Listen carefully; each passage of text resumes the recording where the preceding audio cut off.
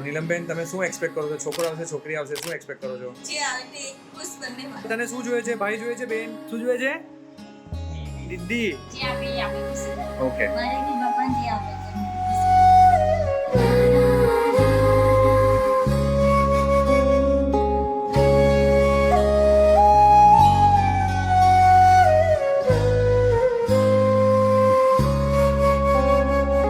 ઉગ્યો રે ધબકારો ખમ્મા મારા નભનો તારો ખમ્મા નજર તો તારો ખમ્મા હો